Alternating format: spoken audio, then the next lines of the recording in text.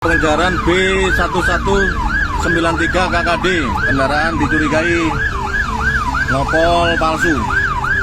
Sementara di Jalan TB Simatupang, kami kejar dari tol Pasar Rebo.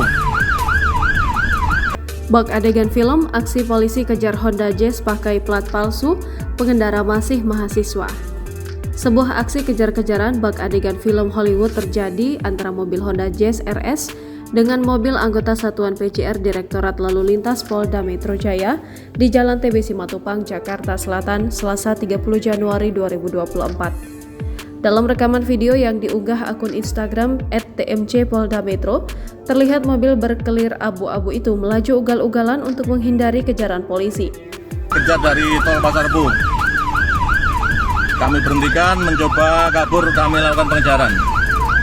Meski jalanan ramai lancar, sang sopir terus mencari celah untuk melarikan diri. Terdengar pula bunyi sirine saat polisi mengejar pengemudi tersebut. Salah satu anggota kepolisian yang mengejar pengemudi mengatakan pengejaran dilakukan dari tol Pasar Rebo. Dilansir dari kompas.com, Kasat PCR Ditlantas Polda Metro Jaya, Kompol Hasbi Ristama mengatakan mobil Honda Jazz yang dikemudikan FHS berplat palsu.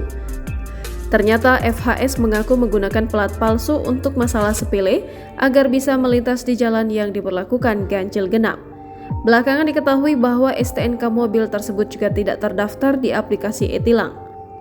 Palsu di STNK-nya 1192, platnya dibuat menjadi 1193. Diketahui bahwa kendaraan yang bersangkutan tidak membayar pajak mulai tahun 2012 dan masa berlaku STNK tahun 2016. Ucap Hasbi, Selasa 30 Januari 2024. Perlu dicatat, pemilik kendaraan yang terbukti memalsukan plat nomor maka akan diberikan penindakan tegas hingga ancaman penjara karena melanggar Undang-Undang Nomor 22 Tahun 2009 tentang lalu lintas dan angkutan jalan.